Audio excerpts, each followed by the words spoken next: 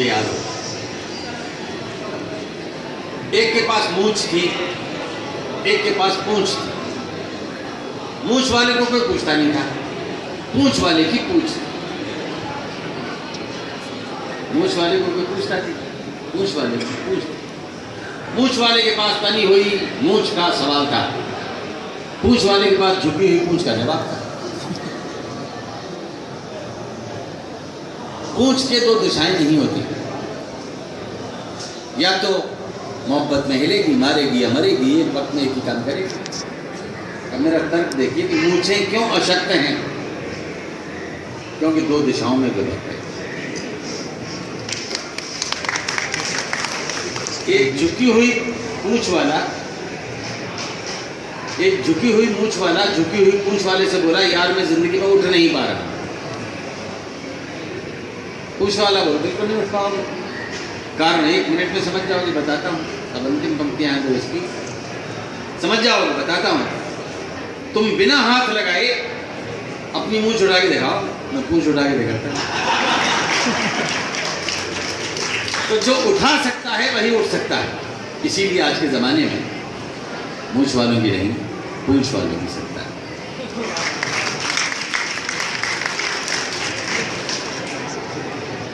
एक कविता सुना देता हूँ।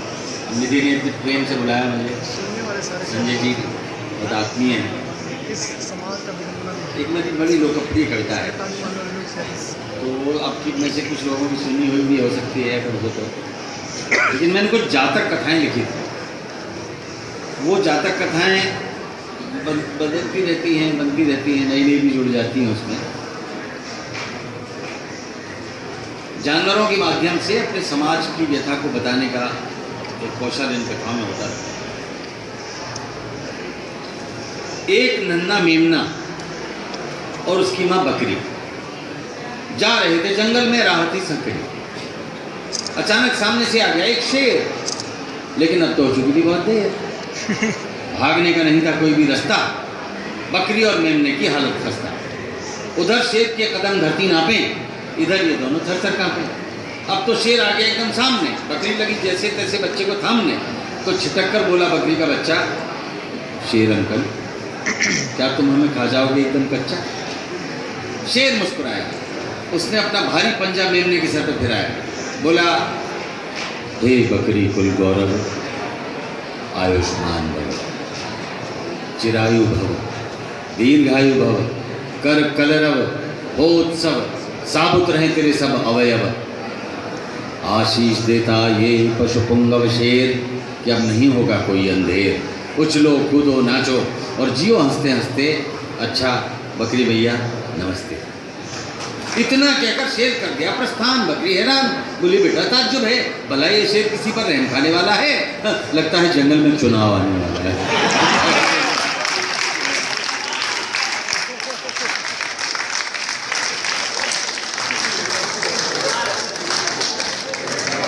कथा सुना, अब यही मोहब्बत बनाए रखिएगा।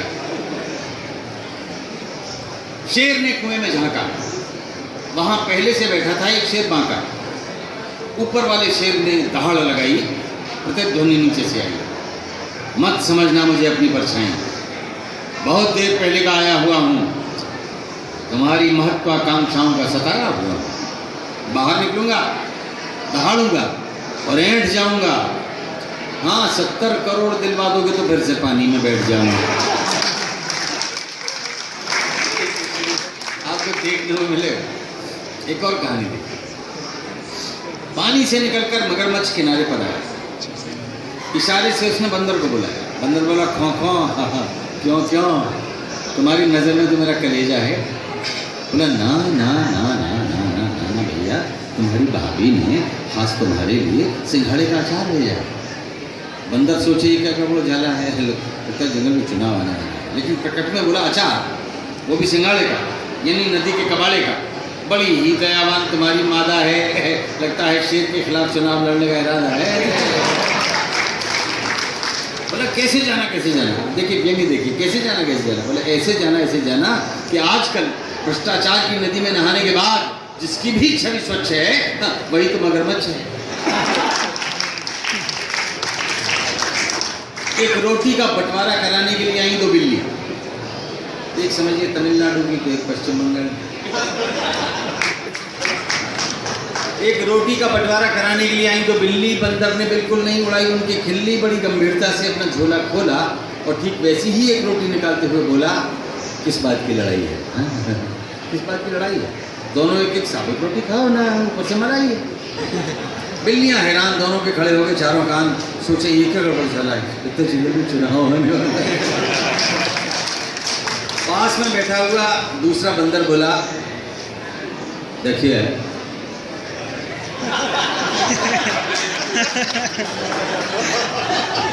कहा है, अब ठीक पहुंचाना है, अब तुमको रहस्य बतलाना है कि जो असंभव था वो संभव हो गया है। अब भेड़िया दल भ, गीदड़ दल ग, तेंदुआ दल तुम और घोंघुआ दल बू का हमरे बानर दल में विलय हो गया है। जंगल का राजनीति में, जंगल का पॉलिटिक्स में जितना भी अनाथ है, कठोर है, मुलायम, सब हमारे साथ है। जंगल से आतंकवाद को मिटाना है और जैसे भी हो जाइंट मोर्चा को जिताना है। तुम हमारा पड़ोसी हो और असलवादी की शेर का मौसी हो, जितना वोट दिलवाओगी उतना चूहा पाओगी। तो तरह तरह के नारे और तरह तरह के वादे और नाखूनों में छिपे हुए खूंखार इरादे। चूहों से कहा गया चील नहीं होगी, चील से कहा गया चूहा सप्लाई में डील नहीं होगी, मधुमक्खियों से कहा गया भालुओं से तुम्हारा प्रोटेक्शन होगा, भालुओं से कहा गया सारे मधुमक्खी छत्तों पर तुम्हारा रिजर्वेशन होगा, हिरणों से कहा गया जंगल के जीवन में अहरनिश सवेरा होगा, और हम जैसे उल्लुओं से कहा गया अजी दिन में भी अंधेरा होगा।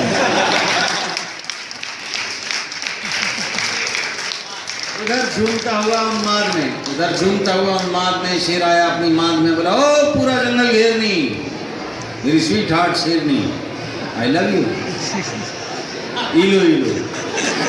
शेरनी बोले आई लव यू टू, इलो इलो, और आज कुछ लग रहा है ढीलो ढीलो। बोला ढीलो ढीलो तो लाइक विस्की पी। शेरनी बोली विस्की तो ज़रूर पिलाऊंगी, उसमें बर्फ़ और सोडा भी मिलाऊंगी, पर मुझे भी तो कुछ दिला दो, एक ताज़ा मुलायम सा खरगोश खिला दो। तो सिंहनी के कान में हुआ तब फुसफुसाहट का सिंगनाद। कविता समापन की ओर है। सिंहनी के कान में हुआ तब फुसफुसाहट का सिंगनाद, खरगोश तो खिलाऊंगा डार्लिंग, पर चुनावों के बाद। छोटे छोटे जानवर, चूहा, खरगोश, बिल्ली, गिलहरी, नहीं जानते कि कैसा भी गब्बर या बब्बर क्यों ना हो, कैसा भी खूंखार भयंकर क्यों ना हो, ये सारे के सारे हिंस्र पशु, ये सारे के सारे बनेले पशु आग से डरते हैं और कैसी भी स्थिति में आग का सामना नहीं करते हैं। जिस दिन भी जंगल में चेतना वाली एक भी मशाल आ जाएगी, सच कहता हूँ, उस दिन से